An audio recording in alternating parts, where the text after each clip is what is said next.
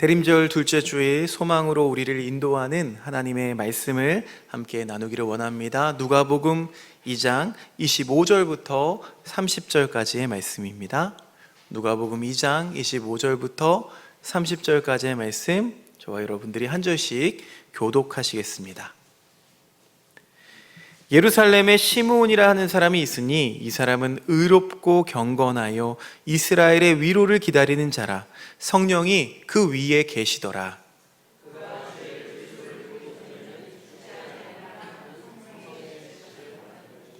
성령의 감동으로 성전에 들어가매 마침 부모가 율법의 관례대로 행하고자 하여 그 아기 예수를 데리고 오는지라. 주제여, 이제는 말씀하신 대로 종을 평안히 놓아 주시는도다. 아멘. 그리스도인의 시간 감각은 세상의 시간 감각과는 다릅니다. 이른바 교회력을 따라서 살아가기 때문이죠. 그리스도인들의 한 해살이는요, 세상 사람들과 다른 이유가 바로 거기에 있습니다. 여러분의 달력은 어떻습니까? 세상의 달력은 이맘때면 망년의 일정, 또 송년의 일정으로 가득 찹니다. 예전에는요, 한 해를 잊어버리자, 잘 잊어버리자라는 의미로 망년회라고 부르면서 모였었는데요, 이제는 한 해를 잘 보내자라는 의미로 송년회라는 이름을 더 많이 붙여서 모이고 있습니다. 이름이야 어쨌든 사람들은 이 묵은 해를 잊기 위해서 또 혹은 더 잘 보내기 위해서 모이고 만납니다. 하지만 그리스도인들의 한 해살이는 어떻습니까? 지금부터가 시작입니다. 우리도 새해가 되면은요, 이러저러한 일들을 이뤄야지 여러 계획들을 잘 세웁니다만 인생이 우리 멋대로 흘러가지 않는다는 걸 너무나 잘 알고 있죠. 잠언, 유명한 말씀이죠. 잠언 16장 9절 말씀, 사람이 마음으로 자기의 길을 계획할지라도 그의 걸음을 인도하시는 이는 여호와이시다 라는 말씀처럼 그리스도인들은 철저히 하나님께 삶의 운전대를 맡기면서 살아가는 존재들입니다. 기독교의 전통이 세상의 달력과는 구분되게 교회력을 정한 근거가 바로 여기에 있는 것이죠. 그런 까닭에 오실 주님을 기다리는 그 대림절부터 또 한 해가 시작된다고 고백하는 게 여러분 여간 뜻깊지 않습니다. 대림절 이 시간이요, 우리의 마음을 고요하고 또 그윽하게 조율합니다. 평화의 주님을 기다리는 시간이 우리의 삶을 인도하시기를 간절히 소망합니다. 세상의 시간은 어떻습니까? 세상의 시간은 주로 양력과 음력을 따르죠. 해를 기준으로 했든 달을 기준으로 했든 자연의 흐름과 생성에 따라서 인간의 삶의 시간을 구분합니다.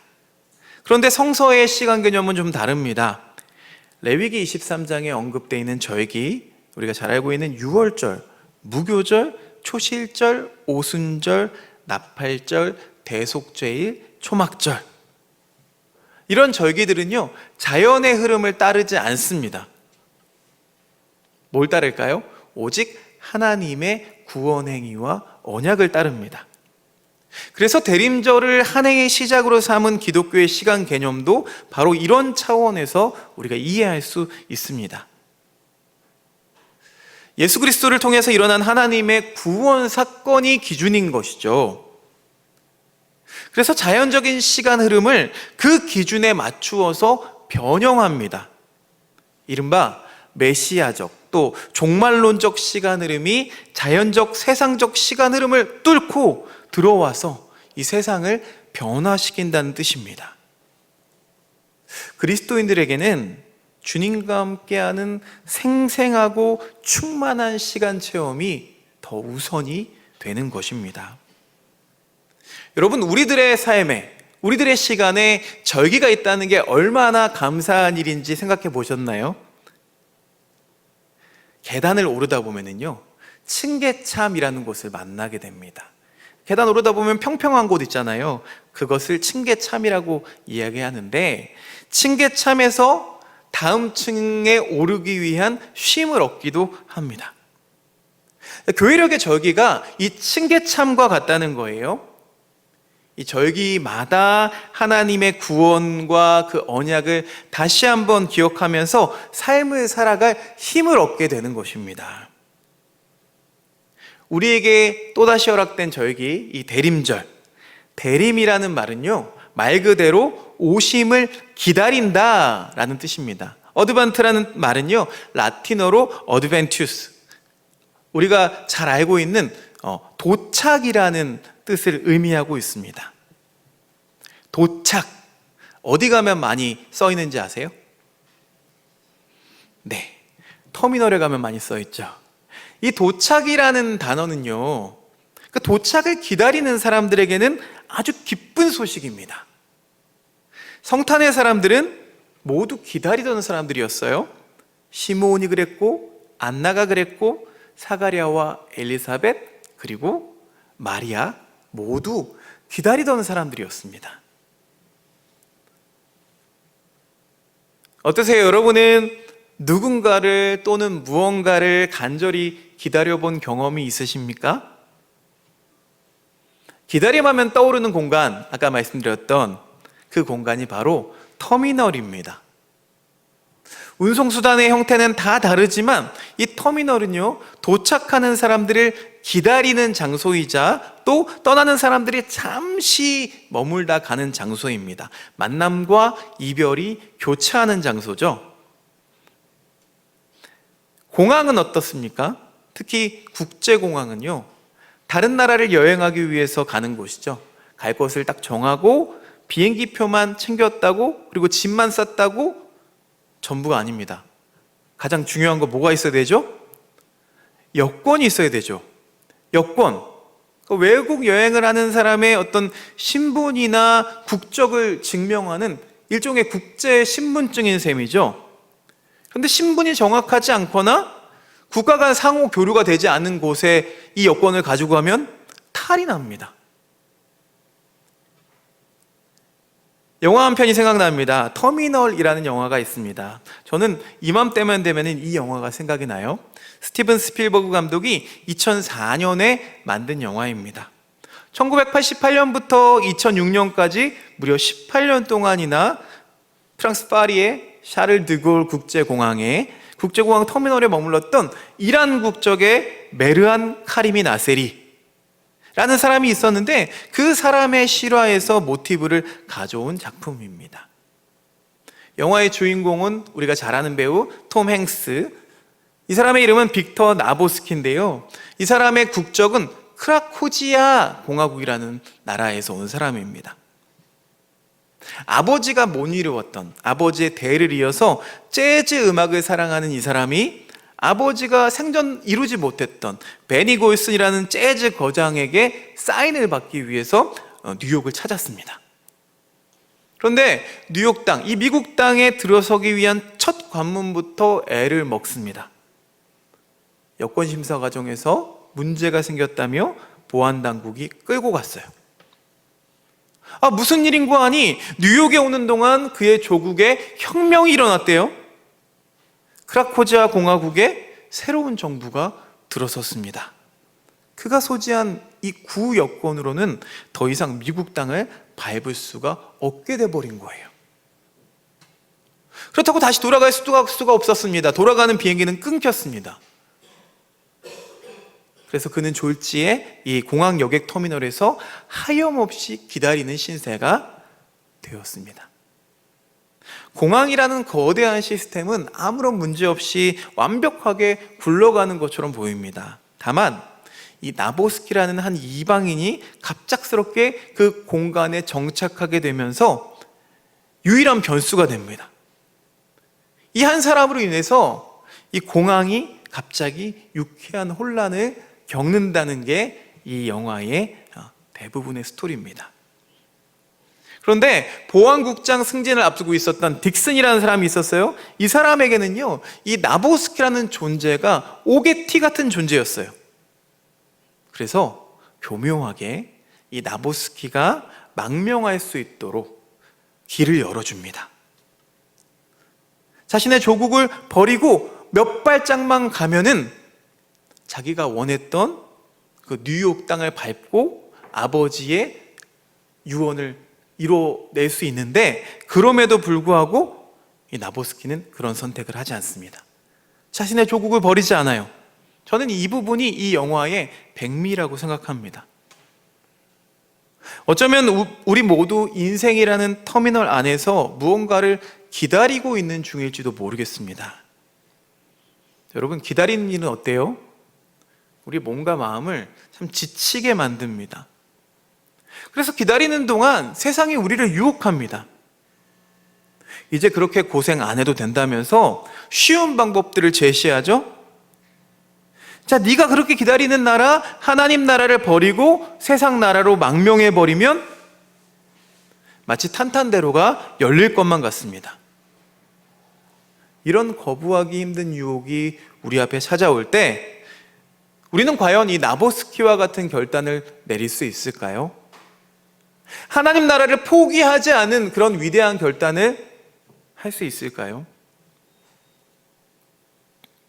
또 다른 한 사람을 만나봅니다. 우리가 함께 읽었던 말씀, 누가복음 2장 25절 말씀을 다시 한번 읽습니다. 시작. 예루살렘에 시므온이라 하는 사람이 있으니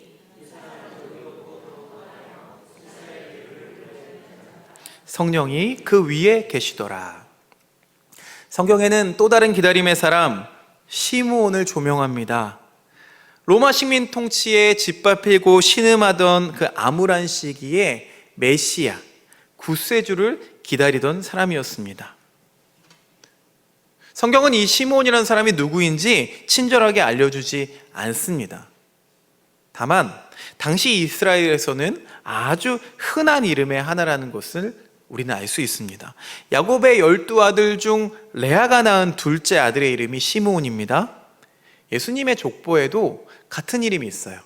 그리고 예수님의 제자 베드로의 이름도 원래는 시므온, 곧 시몬이었죠. 평범한 유대인이었던 이 시므온이라는 사람을 누가가 조명한 이유는 뭘까요? 이 시므온이라는 사람이 자신이 사는 시대가 하나님의 위로가 필요함을 잘 알고 있었던 사람이었어요. 구약을 보면 유대인들이 바벨론 포로로 끌려갔습니다. 페르시아가 바벨론을 점령한 후에야 유대인들은 자신들이 살던 그 예루살렘 땅으로 겨우 돌아올 수 있었습니다. 하지만 여전히 이스라엘은 페르시아의 속국이었죠. 알렉산더가 페르시아를 점령하면서 이제는 로마의 속국이 되었습니다. 유대인들에게는 독립된 나라에서 자유를 얻는 것이 가장 큰 소원이었습니다. 그래서 어떤 사람들은 로마에 배항하기도 했습니다. 전쟁을 벌이기도 했습니다. 그런가 하면 사두개인과 같은 친로마파 사람들도 있었습니다. 제사장의 후예였던 사두개파 사람들은 로마의 권력자들과 좋은 관계를 유지하면서 자신들의 이익을 구하는 삶을 살아갔습니다. 이렇게 폭력이 난무하는 시대, 부정부패가 극에 달한 시대, 냉소와 허무가 팽배한 시대. 냉소와 허무라는 건요, 어떤 사람은 이 모든 것을 다 버리고 아예 사막으로 나가서, 광야로 나가서 고행과 금욕 생활을 하면서 하나님을 섬기는 사람들도 있었습니다. 그런 시대에 가장 필요한 것은 바로 하나님의 위로였어요. 시므온 하나님께서 자기가 몸담은 시대를 좀 만져주기를 간절히 소망했습니다. 그래서 이 고장난 역사가 제 길에 가기를 기다리고 또 기다렸습니다. 이렇게 일생을 기다림으로 가득 채운 사람, 누가복음의 시므온은 바로 그런 사람입니다. 자, 이렇게 기다렸더니 하나님께서 그에게 성령을 통해 주신 약속이 있었습니다. 오늘 26절 말씀인데요. 함께 읽어볼게요. 시작. 그가 주의 그리스도를 보기 전에는 아멘. 시므온이요, 죽기 전에 그리스도를 보게 되리라 라는 약속을 받았습니다. 우리는 이 땅에서 위로받을 수 없는 상처와 아픔을 경험하면서 살아갑니다. 전쟁과 재난으로 아픔받는 사람들이 있습니다. 우리 개인적인 삶 속에서도 비극적인 일들이 참 많이 나타납니다. 생활이 갑자기 어려워지기도 하고, 잘 지내던 자녀들에게 문제가 생기기도 합니다. 또 건강의 문제로 어려움을 당하기도 합니다. 사람들은 그럴 때마다 여러 가지 방법으로 위로를 삼으려고 하죠. 물질로 위로를 받으려는 사람들이 있습니다. 외로움을 풀기 위해서 위로해줄 누군가, 하나님이 아닌 다른 사람을 찾기도 합니다. 또 훌륭한 치료자, 또 훌륭한 지도자를 찾아서 위로받으려고도 합니다. 하지만 여러분, 그런 것들을 통해서는 진정한 위로를 받을 수 없습니다. 그럴 때 우리가 진정으로 구해야 할 분은 메시아이신 예수 그리스도이십니다. 진정한 위로는 세상으로부터 오는 것이 아니기 때문입니다. 하나님께서 보내주시는 위로자를 통해서 오는 것이기 때문입니다. 그림을 하나 나누기 원하는데요, 빛의 화가로 불리는 렘브란트의 유작입니다. 성전에 있는 시므온이라는 작품입니다. 렘브란트가 세상을 떠나기 직전까지 매달렸던 그림이라고 해요. 다 완성하지를 못해서 그의 제자들이 최종적으로 완성했다고 합니다. 자, 렘브란트의 얼굴을 잘 볼까요? 눈을 제대로 뜰 수가 없습니다. 너무 기다리다가 눈에 진물이 나서 눈이 거의 멀어버린 시므온입니다. 마침내 시므온은 성전에 나타난 아기 예수를 품에 안아보았습니다. 그의 육체에 눈이 멀었다고 해서 이 아기가 그리스도임을 알아보는 데는 전혀 문제가 없었습니다. 왜냐하면 이러한 봄은 육체가 멀쩡하다고 볼 수 있는 게 아니기 때문입니다. 우리가 소망이라고 하면은요, 주로 사용하는 영단어 두 개가 있습니다. 첫 번째, 위시는요, 위시는 눈에 보이는 것, 육신의 눈으로 보는 것을 말하죠. 그러나 호프는 좀 다릅니다. 호프는 뭐냐면요, 이를테면 눈 쌓인 벌판에 종소리를 듣고, 교회가 어디인지 모르겠지만 그 종소리를 듣고 가는 걸 말합니다. 그러니까 성경으로 보면은요, 아브라함이 당장 눈에 보이지 않아도 하늘 소리를 듣고 그 본토 친척 아비 집을 떠나고 갔던 것처럼, 이전에 보던 것과 달리 눈물 어린 눈으로, 새로운 시선으로 바라보게 되는 것을 말합니다. 시므온은 육체의 눈은 멀었지만 영의 눈이 열렸습니다. 내가 안고 있는 이 그리스도가 이스라엘만의 위로가 아니라 온 세상의 위로자로 오신 예수님이시구나 라는 것을 깨닫게 되었어요.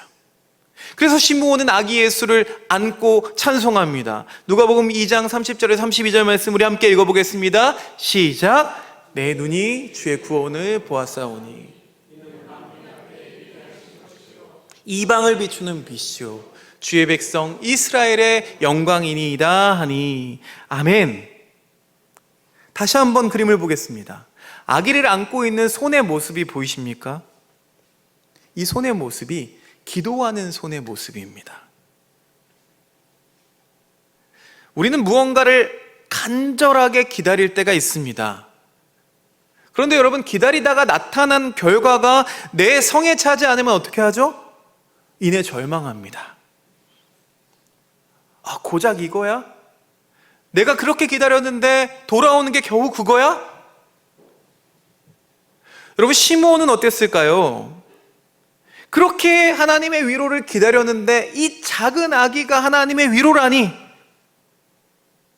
이 연약한 아기가 이스라엘이 받을 위로의 응답이라니, 충분히 이런 반응을 보이는 게 정상적으로 보이지 않습니까?